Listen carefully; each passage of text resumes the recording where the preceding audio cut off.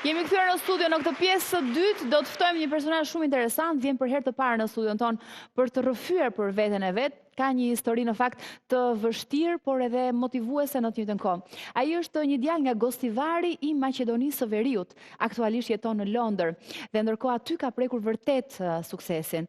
Ai me fjalimet e tij të jashtëzakonshme, me dokumentaret e tij, me takimet motivuese që bën me publikun, vërtet është kthyer në një njerëz shumë të rëndësishëm, edhe do të vi sot në studio për të na rrëfyer gjithçka ai ka arritur sot. Që nga fillimet e veta të vështira në Gostivar, në Maqedoninë e Veriut, edhe pikërisht atë që ai bën sot. Për t'i numëruar në fakt sepse tek ne është pak koncept i ri, koncepti motivuesit edhe i mentorëve në përgjithësi, ai është një motivues, është një ekspert i sjelljes, i inteligjencës emocionale dhe psikologjisë së suksesit të biznesit. Ka shumë gjëra me siguri për të na thënë sot në studio, kështu që e presim menjëherë. Ai është Toni Selimi, e presim. Toni, mirë se erdhët. Faleminderit që jeni këtu, është kënaqësi e veçantë që ju kam në studio. Faleminderit gjithashtu. Ju kam parë gjithmonë për publikimet tuaja interesante, duke folur, duke motivuar, dhe keni shumë kohë që e bëni këtë gjë, apo jo? Po, 10 vjet. 10 vite. Dhe sa vite keni që jetoni në Londër? 30 vjet. 30 vite në Londër. 29, 30 vjet do të bëjnë shtator vitin e ardhshëm. Keni shkuar praktikisht shumë i ri atje. Moshën 20 vjeçare. Në moshën 20 vjeçare. Ka shumë gjëra për të rrëfyer nga historia e Toni Selimit, kështu që ulemi edhe le ta njohim më tepër. Toni Selimi, një nga motivuesit e rëndësishëm shqiptar, ka filluar dhe në Shqipëri të ketë disa motivues, duket si një profesion i ri ky edhe në botë.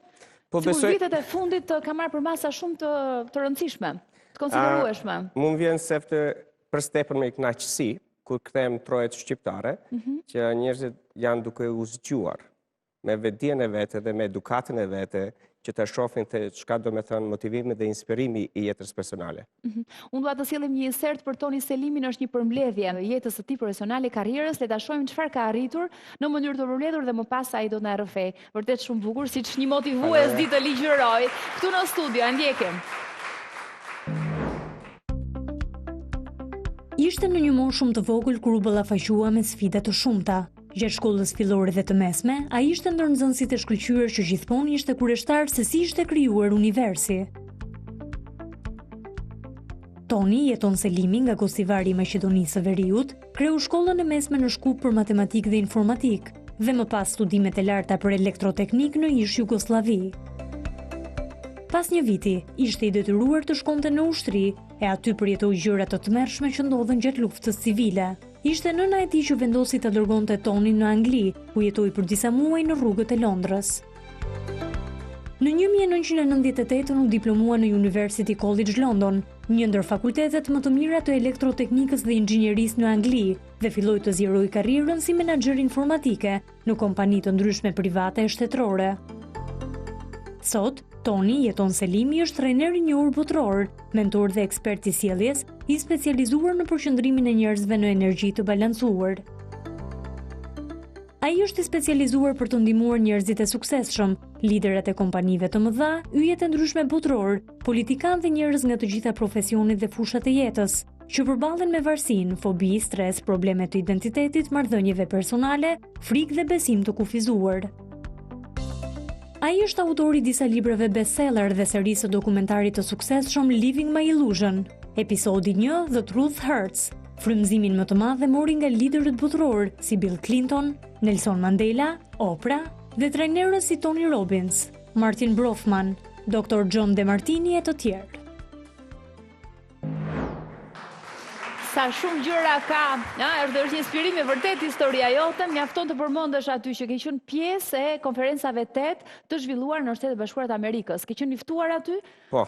Për të folur. U ftova para disa viteve, organizatori i TED-it e mori librin tim #loneliness, domethënë #vetmia, dhe hapi faqen ku bisedoj për çka do ndodhe me inteligjencën artificiale, si ajo bëhet ndryshimi i vetdijes nëpërmes inteligjencës artificiale, dhe se tash jena me një epokë në të cilën ne duhet të zgjedhim me vetdije hapat që duhet t'i marrim për të rritë që vinë dhe fëmijët që të vinë se çfarë jetë do të jetojnë. Pra përgjegjësia është shumë e madhe këtij brezi, apo jo, sepse përcakton drejt për së drejti të ardhmen e gjeneratave që pasojnë, apo jo, që ndjekin. Korrekt. Edhe ne kena një detyrë të madhe tash për atë send. Sepse jemi në një moment shumë kritik, apo jo? Bota nuk po dihet nga duhet të shkoj, në? Është në një udhkryq, të cilën ne kemi praktikisht në dorë, apo jo? Po, e kena në dorë, pyetja është se kush e ka në dorë. Pra njerëzit e zakonshëm jo. Ne gjithë kena një Masa jo. Po edhe jo. Gjithë ne kena një detyrë që ndikojmë në të cilën mënyrat drejtimi i inteligjencës globale drejtohet dhe çfarë të ardhmen ne krijojmë së bashku.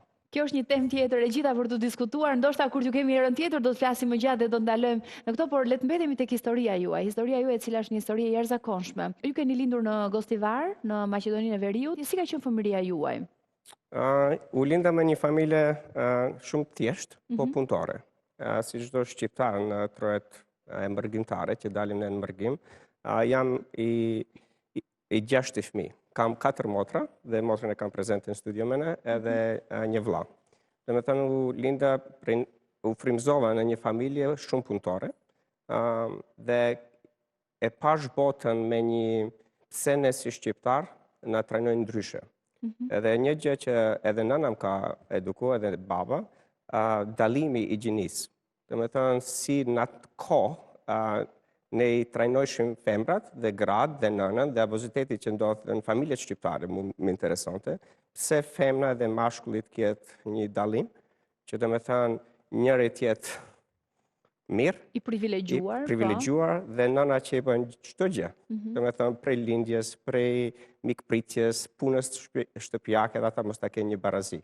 Dhe ajo më vinte shumë rënd në zemër. Dhe me thënë si vogël e kam ditë se s'kena pas një barazi gjinore, barazi seksuale, barazi fes, barazi dituris, dhe shkova të mësoj shkencat të shofi se ku është përgjigja e kësaj sendi. Ndër të tjera, ju në rrëfimet tuaja publike që keni bërë gjithmonë, në fjalimet tuaja, kudo ku keni qenë i ftuar për të folur, keni rrëfyer për momentet vështira të jetës suaj në Gostivar, në Maqedoninë e Veriut. Gjatë periudhës së fëminisë ju keni rrëfyer që keni qenë viktime bullizmit. Viktime bullizmi, viktime të abuzimet seksual. Po, në që formë, flasim pak për bullizmin. S'ka problem. Në atë kohë, pasi e kryo shkollën fillore, dhe me thënë shkollat shqipe u mbyllën nga ana e qeverisë në atë kohë. Dhe unë shkova në shkollën matematike më të fortë në Jugosllavinë Maqedoni. Se dëshiroja që të mësoj shkencë dhe matematikën për zhvillimin e qëllimeve që i kam dashur në zemër, dhe me thënë barazia. Dhe gjatë kohës periudës në Shkup kam pas shumë bullim. Dhe me thënë, prej moshës 14 vjeçare. Pse? Për faktin që ndoshta që jam shqiptar. Korrekt. Dhe me thënë, ajo ishte një gjë shumë e madhe dhe unë s'u ne kuptoisha kur shkon me një shkollë me aq reputet, dhe me thënë, kishte edukator në atë shkollë, që posaçërisht edukatorët serb, që ta hyptin shpirtin, nëse kishin mundësi ata dhe ta hekin kokën. Kriminal. Korrekt. Ju ka shënjuar kjo fëmijë e tillë apo jo? Kalon gjurmë tek juve?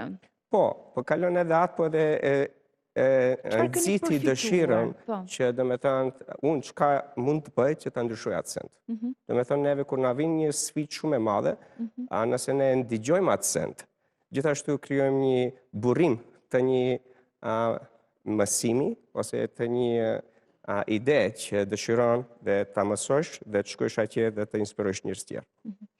Po kështu gjatë periudhës së fëmijërisë, ju gjithashtu keni rrëfyer për një ngjarje as pak të lehtë, një ngjarje shumë të rëndë që mund të ndodh dikujt, një fëmijë, një personi ende të parritur që s'kupton ndoshta gjërat ende mirë. Keni qenë viktimë e abuzimit seksual. Korrekt, në moshën 5 dhe 6 vjeçare. Si ka ndodhur? Cili ka qenë personi? Unë shkruaj këtë sen në librin #Loneliness dhe personi ka qenë personi që prindet e mi kanë besuar mas tepër mi. Dhe me thënë personi që ka punuar te restorantet e prindërve të mi.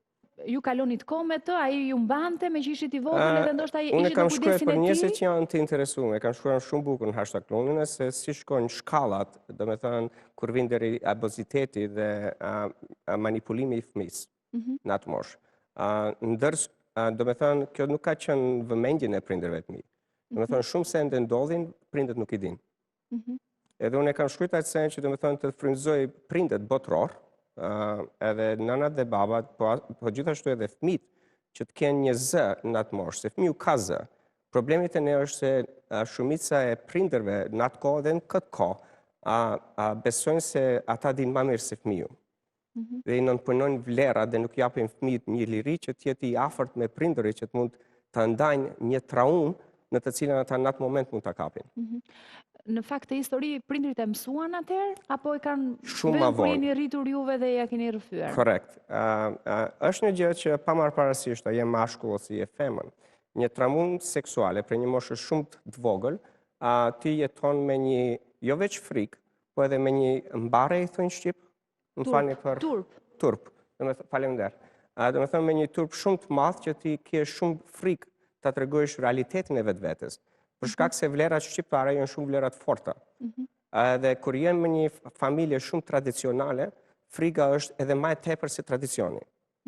Dhe ti rritesh me atë frikë derisa disa prej nesh shkojmë, bëjmë trajnime, bëjmë psikologa, do të thënë, bëjmë gjëra që ta shërojmë vetveten. Derisa njeriu ta shëron vetveten se ka fuqinë të ndanë një gjë që shpirtin ta lëndon. Në qartë.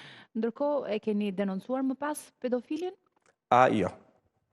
Se të tregoj situatën si ishte. Në moshën 28 vjeçare, kjo ka ndodhur në moshën e 28 vjeçare, kur sefte se gjatë kësaj kohe unë e kam bllokuat që ka ndodhur ngjarjen vetveten. Do të thënë, trupi i njeriut e ka masën që ti blokon memoria të cilat lëndojnë mas tepërmi. Kujtimet pra që na Kujtimet që na lëndojnë mas tepërmi, ne zhdukim për një moment. Zhdukim për një moment, edhe do të thënë ti vazhdon jetën, ama ti e din në vetvete çka nuk është në rregull. Do të thënë edhe abuziteti që ndodhi në luftë, edhe kur isha lugëve të Londrës ose kur shifsha një fëmijë, do të thënë prindët kur i thirrshin fëmijët ose e abuzojshin, unë bëhesha tepër nënkth dhe isha tepër i ashpër. Edhe pisha vetveten prej nga vjen mu kjo send. Edhe kur kam punua punën e parë në Amerikë për një firmë shumë të madhe të informatikës, takova një njeri në rrjetet sociale. Edhe më shikojnë, në sy më ka shikuar, më tha nuk të shesi unë të diçka. Po tha tjetha një njeri që kje aq një aura shumë të madhe, po një dhimbje shumë të madhe. Edhe më pyetja, dëshiron ta di se çka është. Thash, po unë thash, nuk e di këtë sen. Edhe më çoi me një udhëtim shpirtëror dhe hipnoterapist, do të thënë të dyja, jo vetëm njëra. Edhe i pash kujtimet e asaj sendit si të shoh ty. Pra, u rikthyen ato skena me njëherë përpara syve. Ama unë jam i pavetëdijshëm në atë moment. Ajo është incizuar në incizimet e mëparshme që ishin me tape. Me kaseta. Me kaseta, korrekt. Edhe kur u ktheva unë prej asaj, unë isha gjithë i gjersuar. Do të thënë kurse më ka marrë prej Miami në det, më ka fut direkt te kreveti ku isha. Më tha, ti e ke një traumë? Ama më tha, këtë ndiqoje.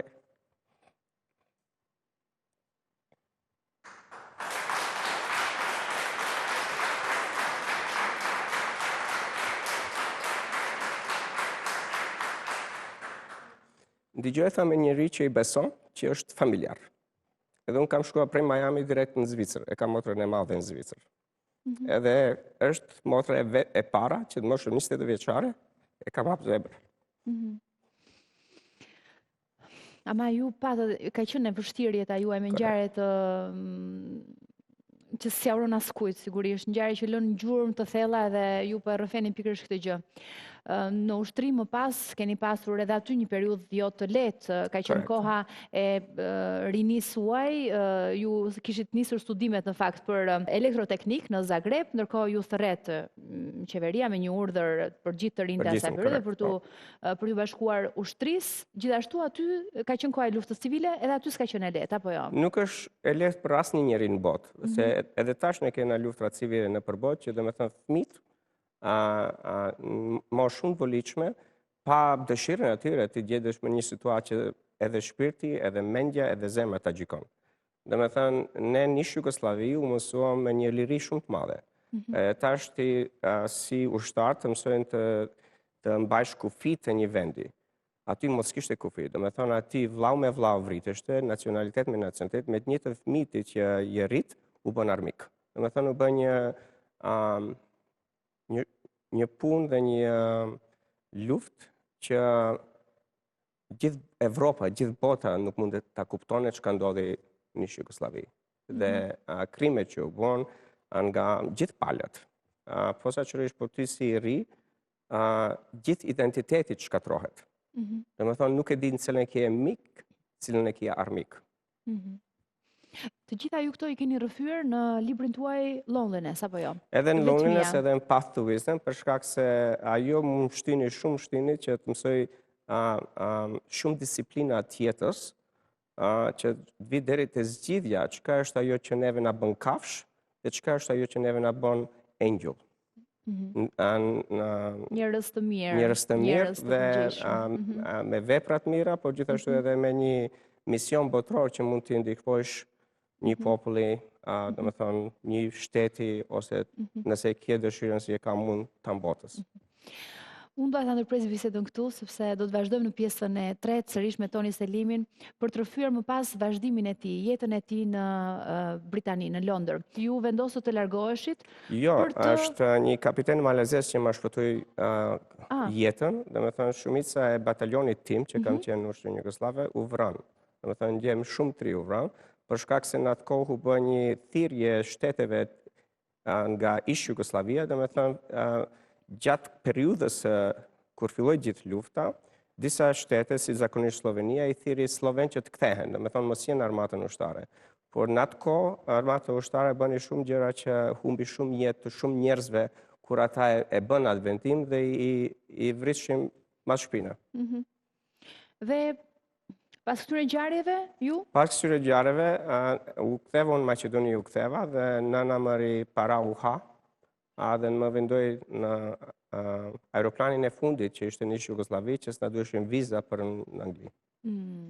Ka qenë avioni i fundit pa viza për të shkuar në Angli, sepse menjëherë më pas është vendosur sistemi i vizave, edhe nuk mund të ishte lëvizja më e lirë. Ju e patët këtë fatë, për një moment duke sigurisht e një ëngjëll aty që ishte me ju në atë moment, dhe ju mundsoi vajtjen në Angli, qëndrimin dhe vendosjen tashmë në Londër për të nisur tërësisht një jetë të re.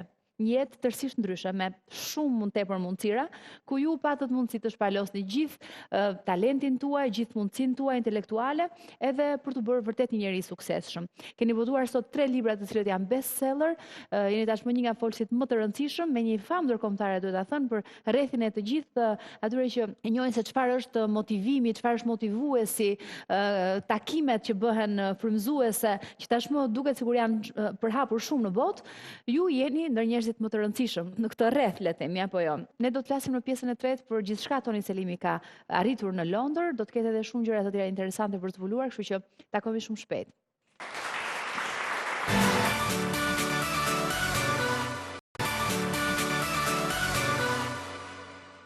Jemi kthyer në studio, jemi me Toni Selimin, edhe me që i kam librat ndërduar tashmë, këto mund t'i gjejmë në Amazon, apo jo, për gjithë interesuarit për t'i bler. Loneliness, #Loneliness, që është edhe titulli i librit të parë, dhe A Path to Wisdom, një shteg për në dituri, Mençuri, një shteg në Mençurin, dhe Loneliness, që është vetmia. Libra shumë interesant dhe bestseller, thatë ju, disa herë në Shtetet Bashkuara të Amerikës, 7 herë, të dy kanë qenë 7 herë në Shtetet Bashkuara bestseller, që është vërtet një arritje shumë e madhe. Cila ka qenë puna juaj e parë në Londër? Sa po mbritët aty? Puna e parë e mia në Londër ka qenë informatika. Domethënë jam marrë me informatikë për 20 vjet dhe kam bërë shumë projekte me miliarda funta. Dhe kam bajt informatikën dhe zhvillimin e informatikës edhe të organizatës, po gjithashtu në tam botës, të cilën shërbimet shiten te populli. Dhe më pas keni ecur shumë gjatë gjithë këtyre viteve, gati 30 vite në Angli, ju sot jeni një motivues. Çfarë është motivuesi? Si mund ta përkufizojmë? Sefte kisha dashur të jap një mendim për motivimin. Kena motivim dhe kena inspirim. Frymëzim, pra motivim dhe frymëzim. Frymëzim. Domethënë motivimi është një gjë që vjen jashtë vetvetes. Edhe frymëzimi është një gjë që kur ne e ngrisim vetdijen e vetvetes dhe jena në përputhje të vlerave autentike të njerëzit.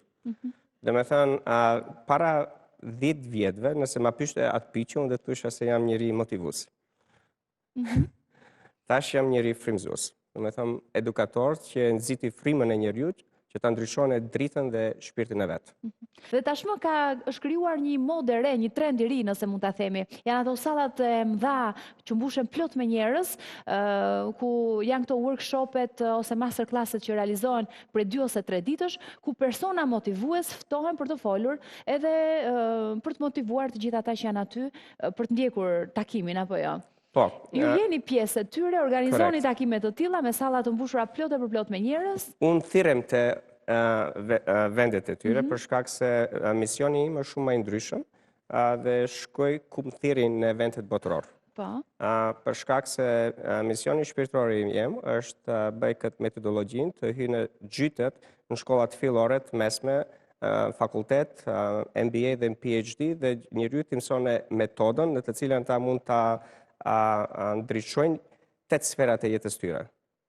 Dhe shumica e njerëzve, do me thënë, edukatën që e kena sot dhe edukatët mia që e marrin sot nuk është në përputhje me të ardhmen që e kena duke krijuar. Dhe shumica e sistemeve të politikës, të biznesit, sistemet edukatore, shëndetësore, ende janë duke punuar me psikologjinë e vjetër. Më qartë. Do t'i trajtojmë në takime të tjera. Ndërkohë e bëm një marrëveshje të tillë, kështu që janë tema shumë interesante për cilat unë do doja që të flisim në program, por për të qëndruar tek historia juaj. Çfarë ju shtyu, si e kuptuat që dëshironi të ishit një motivues dhe më pas një frymëzues? Po dusha një gjë që e kuptova, se çdo njeriu i duhen 2 gjëra kryesore. Gjëra e parë është qëllimi shpirtëror. Të kenë një qëllim shpirtëror dhe të kenë një përputhje shpirtërore. Gjëra e dytë është bota materiale.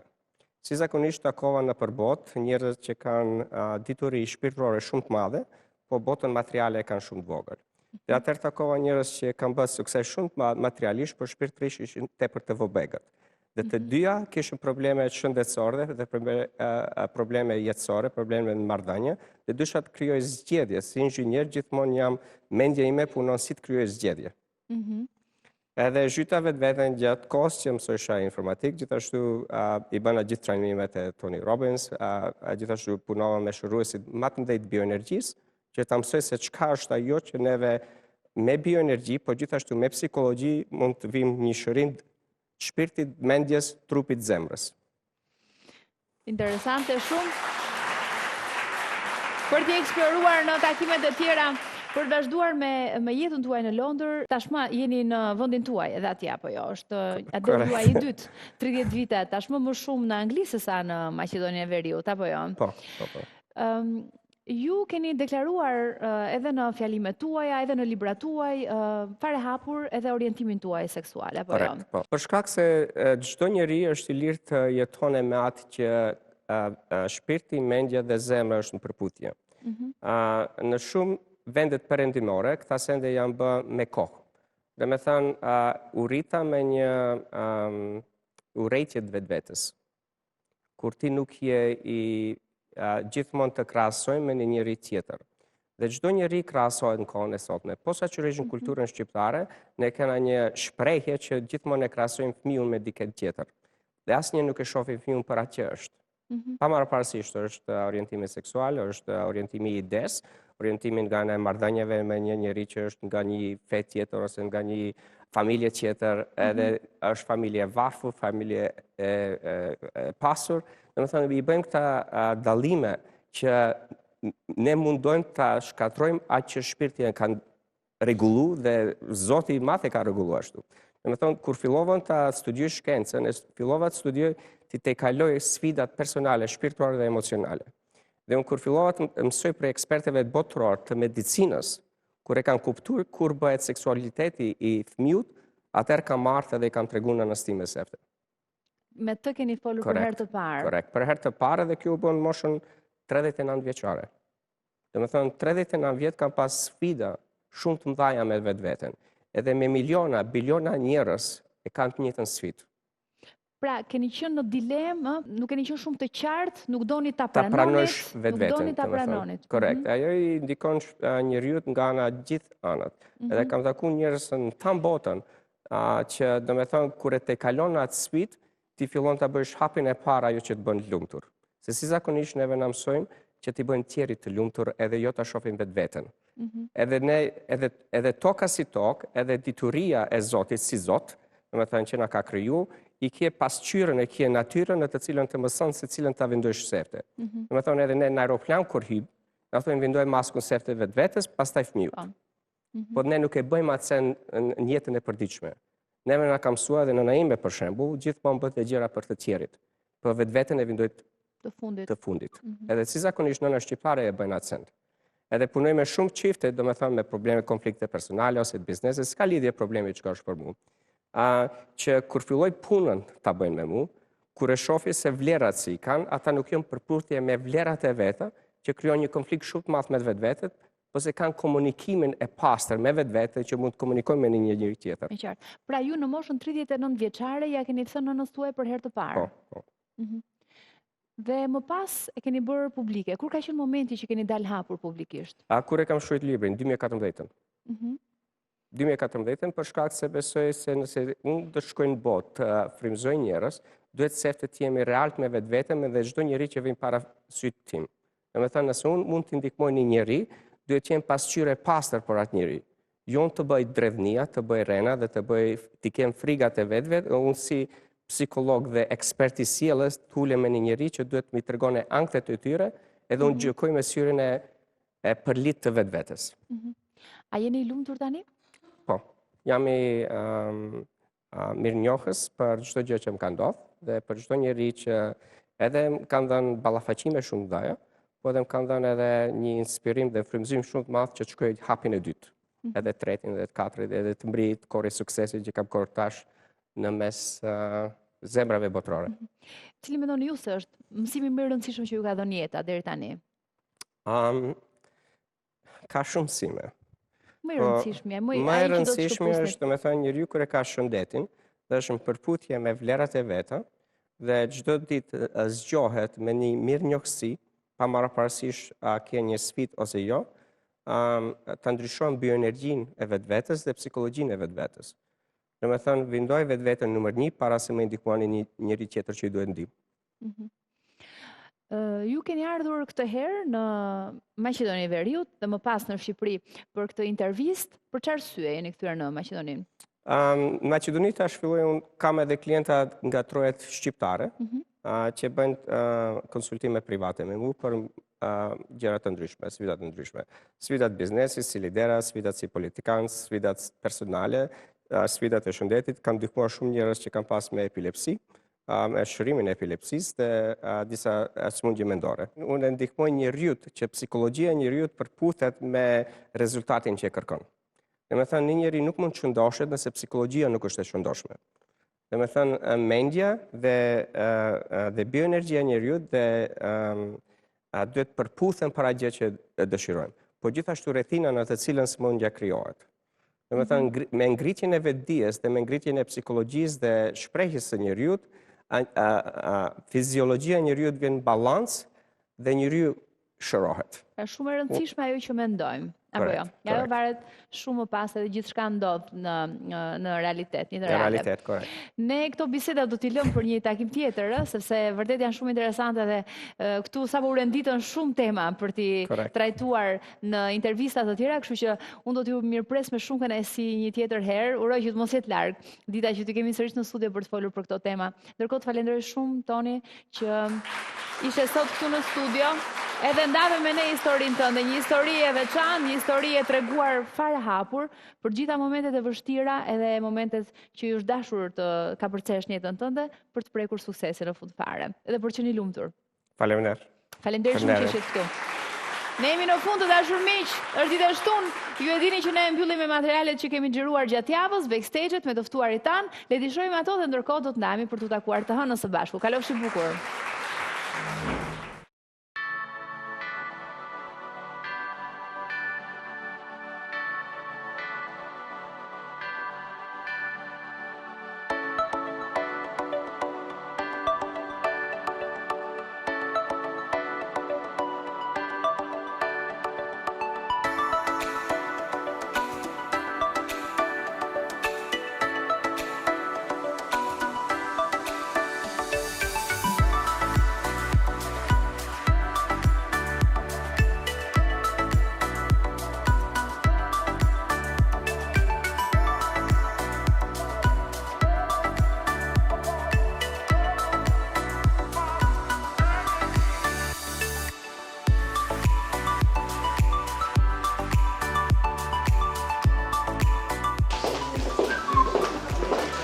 eja që do na përfaqësojë.